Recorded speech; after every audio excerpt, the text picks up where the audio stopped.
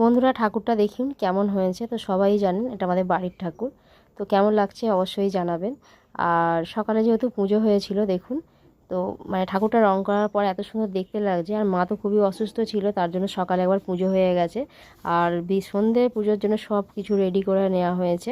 আর এখন তো মানে হোম হবে, আরতি হবে, এইসব সব কিছু বাকি রয়েছিল। তো সন্ধ্যেবেলা যেহেতু পুজো রাত্রিরে নিয়ম হচ্ছে, রাত্রিরে পুজো করার নিয়ম। তো শিবরাত্রি কোনো দিন আমরা সকালে পুজো করি না, সন্ধ্যেবেলাই পুজো হয়।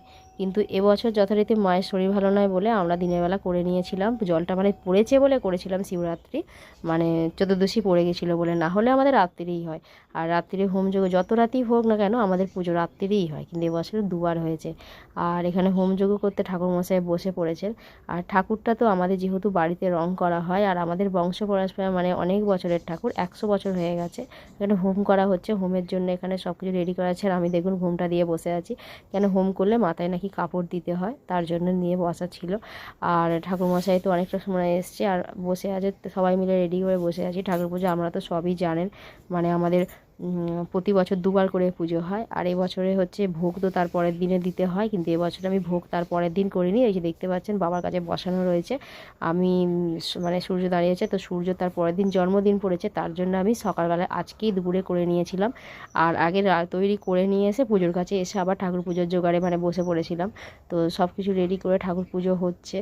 আর একটা পুজো মানে বুঝতেই পারছেন অনেকটা ঝামেলা। আর যেহেতু তাল সূর্যর বার্থডে আছে, তো তার জন্য মানে আমি মানে আজকে সব কাজ মিটিয়ে দিয়েছি, কেন কালকে সূর্যকে অন্তত 5 তরকারি ভাত করে আমাকে দিতেই হবে।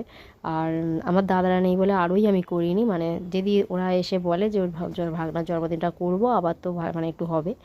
তা আমি শুধু খালি মানে কেকটা পর্যন্ত কাল কাটবো না, হবে। আর আমাদের ঠাকুরটা কেমন লাগছে বন্ধুরা অবশ্যই জানাবেন। আর অনেক দিন বুঝতেই পারছেন, আর আমাদের এই ঠাকুরটা হচ্ছে বাবা আজকে এই বছর নিজে হাতে রং করেছে। আর ঠাকুর মানে পুরো সব কিছুটাই করা থাকে। আর আমাদের তো বাড়িতে লিঙ্গ অনেক দিন ধরে রয়েছে, আমার কাকার মেয়ে এসে জল ঢালছে ঠাকুরের মাথায়। আর সাজিয়েছি মানে আমার মামা এই মানে দাদারা সাজিয়েছিল। আর দেখুন সন্ধ্যা আরতিটা হচ্ছে। আর সন্ধ্যা আরতিটা হয়ে গেলে তারপরে তো এবার তোমার পুষ্পাঞ্জলি দেবে, ও হয়তো পুষ্পাঞ্জলিটা দেবে। আর এখানে তো বন্ধুরা কেমন হয়েছে ঠাকুরটা আমাদের অবশ্যই জানাবেন আপনারা। আর সাজানোটা কেমন হয়েছে বা মানে কি বলবো, পুজোটা কীরকম ঠিকঠাক হচ্ছে অবশ্যই জানাবেন।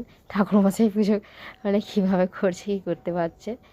আর কী বলবো, কিছু বলার নেই আমার। কিন্তু দেখুন এখানে পুষ্পাঞ্জলিটা দিয়ে দিচ্ছে কাকার মেয়েটা। তো বন্ধুরা কেমন লাগছে অবশ্যই জানাবেন কমেন্টে। আজকের মতো টাটা।